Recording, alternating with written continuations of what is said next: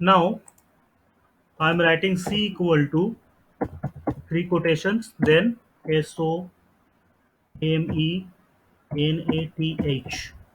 Then I'm putting again three quotations. Then let me press enter.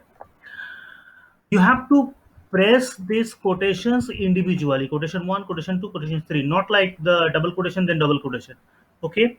Let me check C, then enter. You will get Somnath within the bracket. If you write print, NT, let me write C, then press enter. You will get the name without quotation. Similarly, you can store the values in the variable also. Storing the values in the variable means if I write a equal to 10, okay, then 10 will be stored in a. Now you write a, you get 10. Now again b equal to 20. So I'm not working with constant values, I'm working with variables now. B equal to 20. Now let me check a plus b. What happened? A plus b. Press enter, you get 30. Now if you write like this way, print, print a plus b. So what you will expect here? Then also you will get 30.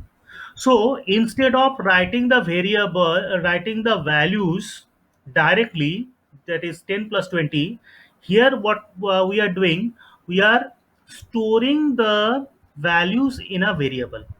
Okay.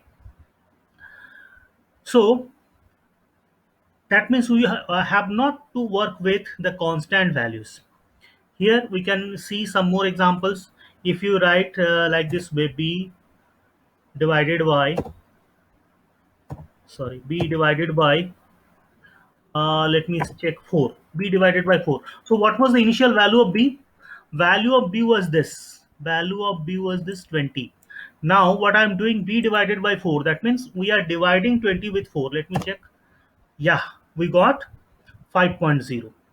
Similarly, if you write c equals to,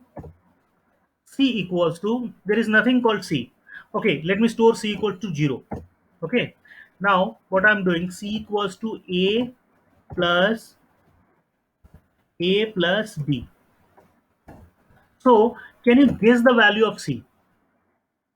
So we are just adding these two value a plus b, and then we are storing in c. So what will be stored in c?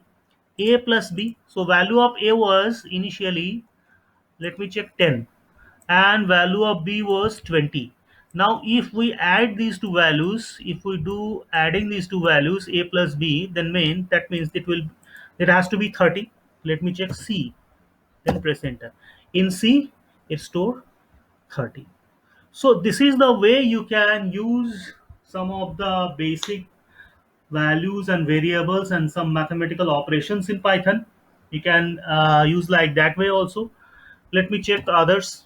D equal to a plus b plus 90. Okay, 90.0. 90.0. Press enter. Now value of d 120.0, because we have taken a floating point value, that is 90.0. We didn't mention anything like zero point 0.5 or something. We have taken zero point 0. As we have taken zero point 0, the result you are seeing here, that is with 120.0. Okay.